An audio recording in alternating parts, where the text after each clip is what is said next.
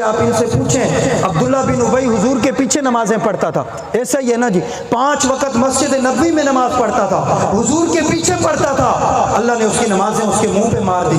رب نے فرمایا مجھے ایسی نمازیں نہیں چاہیے، مجھے ایسی نماز چاہیے جو صدیق اکبر نے پڑھی، مجھے ایسی نماز چاہیے جو فاروق اعظم نے پڑھی، مجھے ایسی نماز چاہیے جو مولا علی نے پڑھی، مجھے ایسی نماز چاہیے جو طلحہ بن عبید اللہ نے پڑھی، مجھے ایسی نماز چاہیے جو سعد و سعید نے پڑھی۔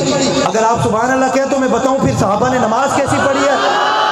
حضرت سیدنا صدیق اکبر نماز پڑھا رہے ہیں، توجہ، صدیق اکبر نماز پڑھا رہے ہیں، اتنے میں نبی علیہ الصلوۃ والسلام کسی کے ہاں جھگڑا ہو گیا تھا قبیلہ بن عوف میں، سرکار وہاں تشریف لے گئے، نماز کا وقت ہو گیا، صحابہ حاضر ہوئے، عرض کرنے لگے صدیق، کہا جی، کہا آپ نماز پڑھیں، نماز کا وقت ہو چکا ہے۔ حضرت سیدنا صدیق اکبر نے فرمایا انتظار کرو، ہو سکتا ہے رسول اللہ آ جائیں، کہا نہیں آپ نماز پڑھیں، وقت ہو چکا ہے۔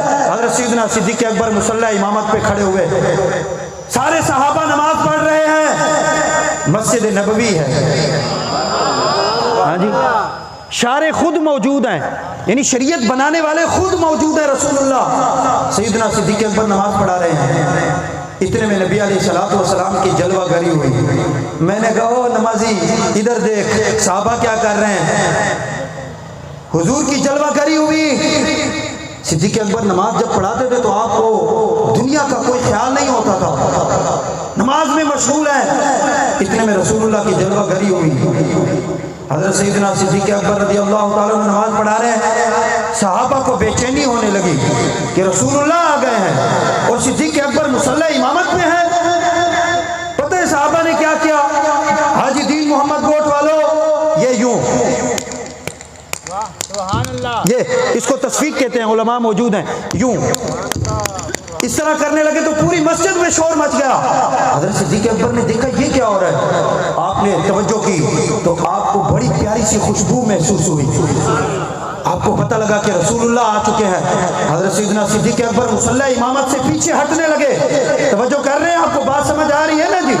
حضرت سیدنا صدیق اکبر پیچھے ہٹنے لگے، رسول اللہ نے حکم دیا، فرمایا وہیں رہو وہیں رہو، نماز پڑھاؤ۔ صدیق اکبر پیچھے آ گئے صف میں، مصطفیٰ جان رحمت مصلی امامت پہ کھڑے ہوئے، آپ نے نماز مکمل کی۔ نماز مکمل کرنے کے بعد رسول اللہ صلی اللہ تعالی علیہ وسلم اپنے مصلی پہ جلوہ گر ہوئے اور حضور علیہ السلام نے اپنا چہرہ مبارک، سبحان اللہ، کیا چہرہ، آپ تھک گئے، کیا چہرہ، پیر میر علی شاہ نے پھر اس کا نقشہ کھینچا ہے نا، آپ کہتے ہیں اس صورت نو میں جان آکھاں، سبحان اللہ تو کہو نا، اس صورت نو میں جان آکھاں، جان آکھاں کے جانے جہان آکھاں، سچ آکھاں تے رب دی میں شان آکھاں، جس شان تو شانہ سب بنیا۔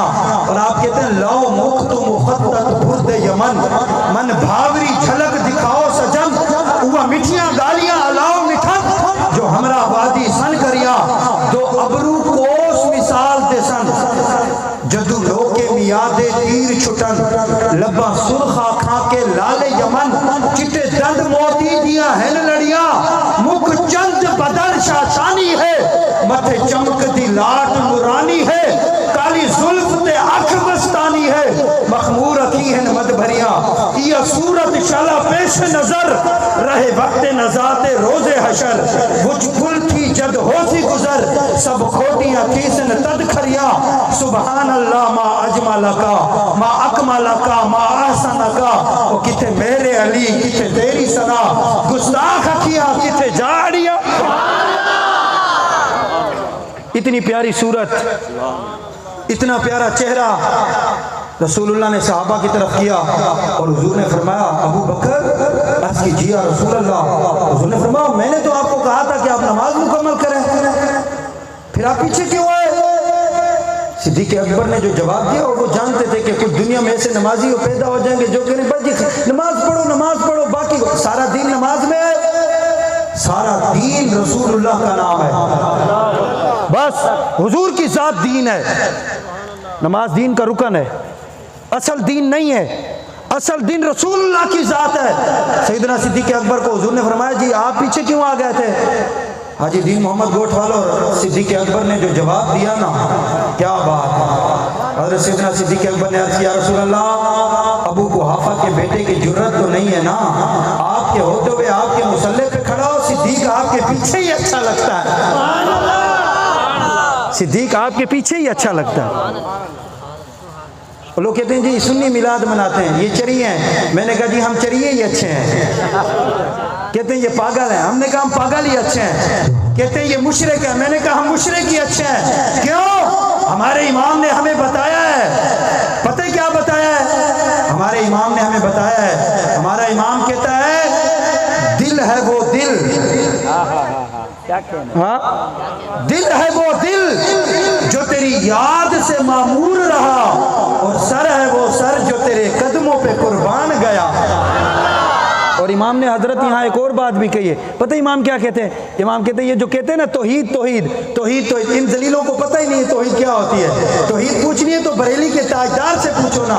امام احمد رضا نے کہا فرمایا نور الہ کیا ہے؟ محبت حبیب کی۔ اللہ، یہ تو سبحان اللہ نہیں کہیں گے، آپ ہی سبحان اللہ کہتے ہیں۔ فرمایا نور الہ کیا ہے؟ محبت حبیب کی۔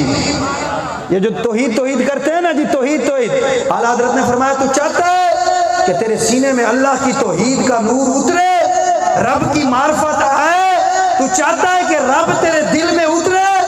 میں نے کہا ہاں۔ اعلیٰ حضرت نے کہا پھر سن نور الہ کیا ہے؟ محبت حبیب کی۔ فرمایا اللہ کی محبت تو چاہتا ہے کہ تیرے دل میں آئے؟ میں نے کہا جی۔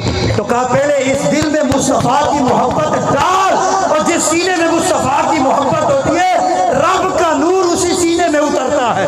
نعرہ تکبیر،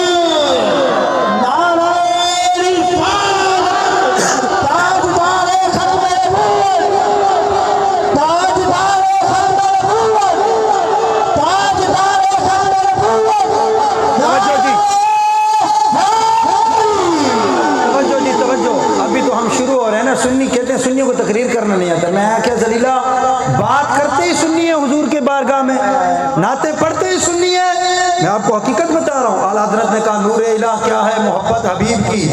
اور جو یہ چاہتا ہے کہ اس کے سینے میں مصطفیٰ، جس کے سینے میں اللہ کا نور اترے، تو اپنے دل میں پہلے رسول اللہ کی محبت کو ڈالے۔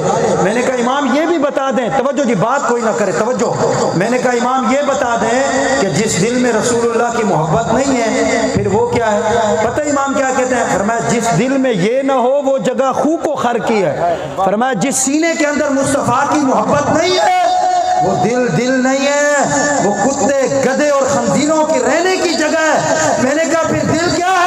فرمایا دل وہ ہے جس طرح پنجابی کا میں نے شعر پڑھا کہ دل یاد لئی بنایا ہے، تعریف لئی زباں، اکھیاں بنایا سونے دے دیدار واسطے۔ بس اتنی سی بات، میں آپ کو حقیقت بتا رہا ہوں۔ جس دل میں حضور کی محبت نہیں ہے آپ کیا سمجھتے ہیں وہ اس کی بخشش ہو جائے گی، اس کی مغفرت ہو جائے گی، وہ دنیا اور آخرت میں کامیاب ہو جائے گا؟ آپ نے کیا جھنڈیاں لگا دی اور کیا گلیاں سجا دیے، کتنے لوگوں نے آپ کو تانا دیا ہوگا؟ صحابہ نے کیا، تابعین نے کیا، رسول اللہ کے زمانے میں کسی نے کیا؟ میں نے کہا ذلیلو عقل بھی کوئی چیز ہوتی ہے، مجھے آپ بتائیں رسول اللہ کے زمانے میں بجلی تھی؟ بتائیں نا، مجھے جواب دینا جی، عقل بھی تو کوئی چیز ہوتی ہے نا۔ حضور کے زمانے میں بجلی تھی، یہ تو چینا کا بھلا ہو، انہوں نے یہ سستی لائٹیں نکال دی ہیں تو ہم نے لگا دی ہیں۔ میں نے کہا مرچی لگاتے ہم ہیں، اپنے گھروں پر سجاتے ہم ہیں، لگتی آپ کو ہے۔ دیکھو نا بے وقوفانہ احمقانہ سوال دیکھو، کہتے صحابہ نے کی؟ میں نے کہا صحابہ کے زمانے میں لائٹ ہی نہیں تھی تو یہ کہاں سے لگاتے؟ مجھے اختر بھائی ابھی بتا رہے تھے کہ ہمارے ہاں 12 کی رات دیے جلائے جاتے ہیں۔ سبحان اللہ تو کہہ دینا، جلائے جاتے ہیں نا۔ ہمارا امام یہاں بولا ہے، قبلہ علماء کی توجہ، ہمارا امام یہاں بولا ہے، امام کہتا ہے اس زمانے میں بتیاں تو نہیں تھی پر دیے تو تھے نا۔ امام کہتا ہے دلم قربانم، سبحان اللہ، امام کہتا ہے دلم قربانم چراغ دود مولد النبی۔ امام کہتا ہے جو مصطفیٰ کی آمد پر چراغ جلائے گئے نا، چراغوں کی تو بڑی شان ہے، جو اس میں آپ نے تیل ڈالا اس کی تو بڑی شان ہے، جو آپ نے اس کے اندر روئی کی وٹ بنا کے اس کو رکھا اس کی تو بڑی شان ہے۔ امام کا عشق دیکھو، امام کہتا ہے وہ سنی تو وہ ہے جو یہ کہتا ہے قسم رب العالمین کی جو مصطفیٰ کی آمد پر چراغ جلایا گیا اور اس چراغ